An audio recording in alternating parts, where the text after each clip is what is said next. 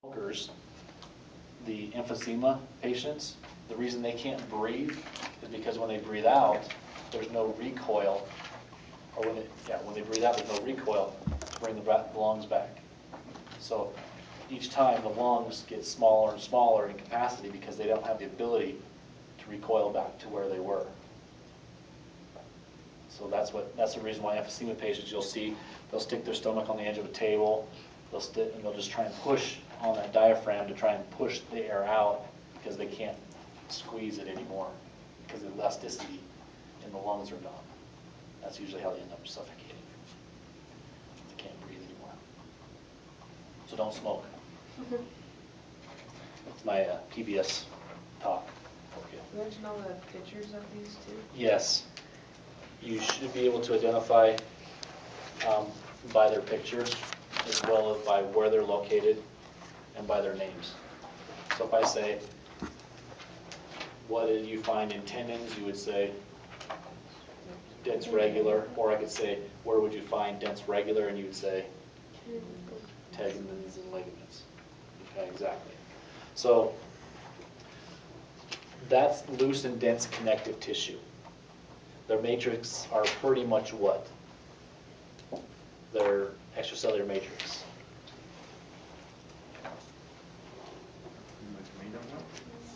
Are they solid? Are they gel-like? What's that? For the loose and the dense connective tissue. More of a gel-like liquidy substance. Okay. When you get to cartilage, what do you think it is? How is the extracellular matrix? How would you categorize it?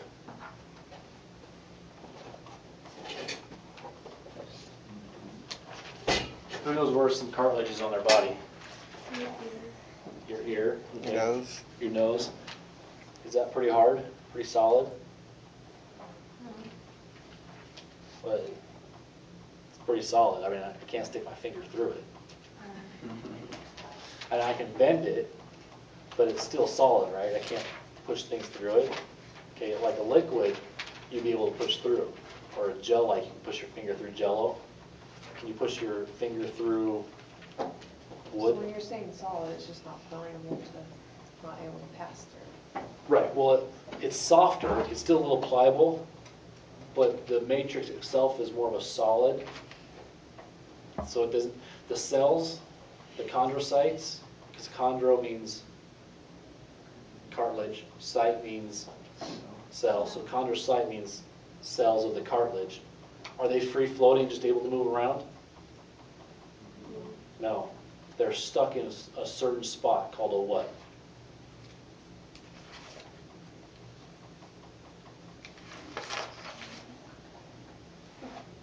What do you call the area where the chondrocytes are found? The lacuna? Lacunae. Exactly. Lacuna or lacunae are an area or a hole in the extracellular matrix that the chondrocyte sits in. Can that chondrocyte move around? Or is it stuck in that one little hole? Stuck in that one little hole. So the extracellular matrix is much more firm. It doesn't allow for free movement of the fibers or the cells through the extracellular matrix. Whereas with the areolar connective tissue, the fibers can move around, the cells are free floating. You can get white blood cells to float through it. You can get macrophages to go through the loose and the dense connective tissue. That's why tendons are harder to heal, it's because there's not the blood. Well, for tendons, yeah, because the dense connective tissue is doesn't have the free floating matrix. The fibers are so tight, it's hard to get anything through there. Okay, for the dense connective tissue. The loose connective tissue has a lot of extracellular matrix. You can have these immune cells float all through it. You go through and find bacteria and microbes and eat them up. Okay, so in cartilage, do you have any immune system floating through it? No. Okay, because the extracellular matrix is more solid than liquid. Okay, So if we're talking about cartilage or bone, we're always talking about where the cell can sit. It's called a lacunae. Okay. Does dense or loose connective tissue have lacunae? No. They don't. So if you're reading the test question and it talks about a lacunae, you can narrow it down to what? Cartilage or bone. Exactly. Okay. What is the most abundant cartilage? Hyaline. Hyaline is the most abundant cartilage in the body. If we talk about babies or don't have bones, they're all made of cartilage, and then they'll form bones later as they get older. It's hyaline that they're mostly all made up of. And any of you who've had children are very thankful for that. How long does it usually take to go from, when they come out of their cartilage? How long? It depends on the babies, on the growth. You'll see some that grow taller faster than others. They're converting cartilage into bone faster than those who don't grow as fast. Even when it goes to bone, it's still soft, right? Some of it, yeah. That's how they can tell the kid's been abused, because their bones are so hard to break.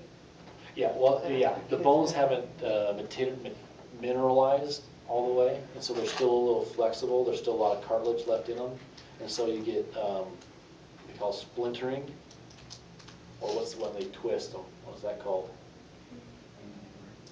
Yeah, no, but you can actually see the scars in the bones themselves.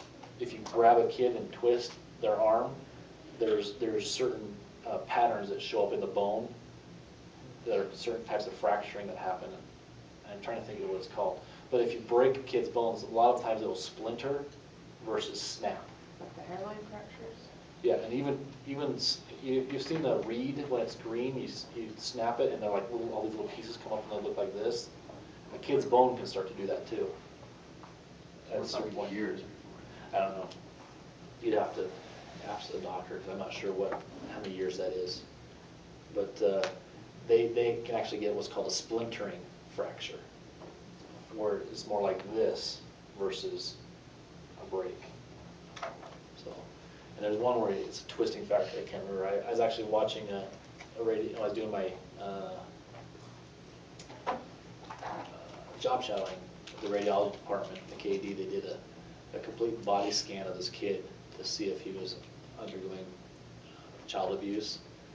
They scanned they x-rayed every single part of it, and they had a program that put it all together, and then they could tell where bones had cracked or broken, and it could point them out. It was actually way cool to watch. It was about a 45-minute procedure. They could take every x-ray of the entire skeleton and then have it all in one big picture. It was pretty cool. But yeah, so hyaline is your baby pre-bone cartilage. Okay. You have other cartilage that has to be a little stronger than hyaline. Where else can you find hyaline other than? Doesn't even really tell you, does it? At the end of oscillating or articulating bones, anytime you have two bones rubbing against each other, you're going to have hyaline cartilage on both sides of those bones. You're also going to have, we'll talk about a synovial fluid or synovial membrane in there with fluid to keep bone from rubbing against bone. But that's where those are. Where would you find fibrocartilage?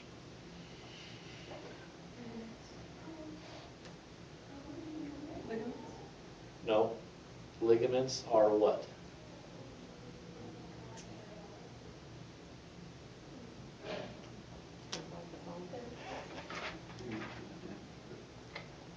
Ligaments are dense, regular. Right. Okay. Where the actual tendon inserts into the cartilage, you get a little bit of fibrocartilage there. But you're going to get it where you need a much coarser, thicker bundle. Like you still need a little bit of stretching and a little bit of padding, but you need to be a little more firm than soft hyaline cartilage. Vertebrae, the vertebral column. You need that padding because every time you step, your vertebrae compresses. So you need that padding in there to keep the vertebrae from pounding on each other. Okay, you don't want a soft, gooey one, then it wouldn't do any good. Okay, you need a little harder one that still has cushion but has harder, has more of a presence to it, so that it actually does the pressure, or does the cushion.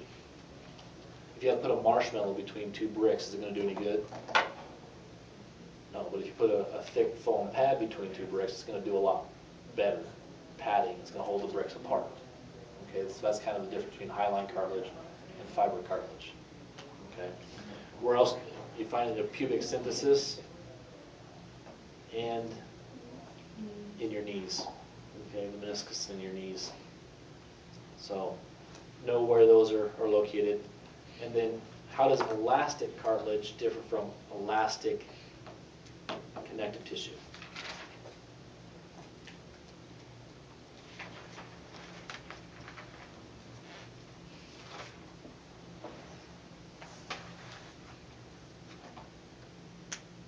Essentially the matrix of the thing. Exactly. The matrix, the extracellular matrix. What is it in cartilage? The cartilage is more dense. More dense, more solid. Exactly. And then, so is elastic cartilage the same thing as elastic connective tissue? No. Where was the elastic connective tissue? Where do we find that? In your epiglottis, excuse me, sorry, in your lungs, in your trachea, in your blood vessel, in your, vocal cords, bronchial tubes. Oh, maybe it's between the vertebrae. Okay, where do you find the elastic connective tissue, elastic cartilage? Essentially what our ears is made of. Ears, nose, your epiglottis, and your eustachian tubes.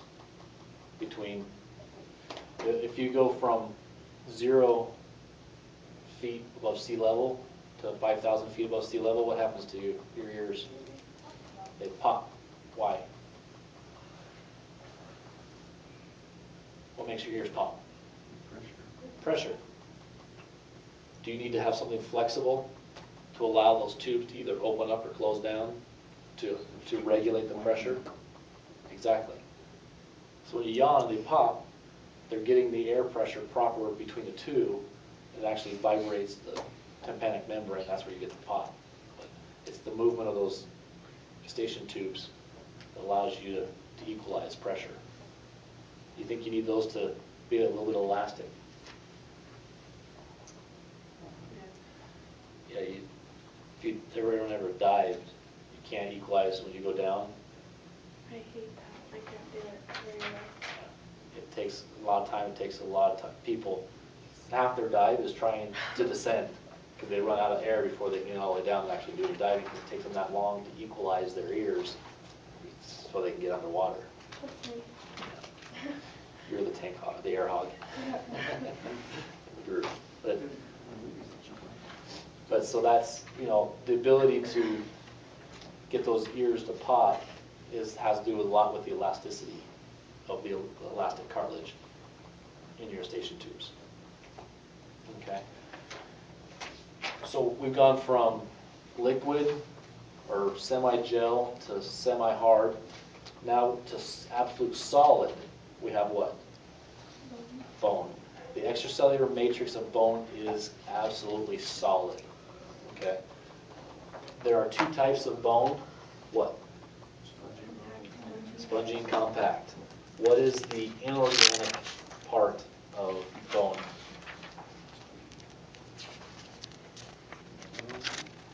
Hypoxyapatite. It's a mineral. It's highlighted in between those 2 pictures. But make sure inorganic hypoxyapatite is a mineral, and the organic portion is collagen. Okay, so you need to have a proper blend of mineral or inorganic and organic to make the bones the strongest.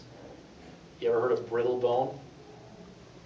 Okay, what happens is you get too much mineral and you get brittle bone.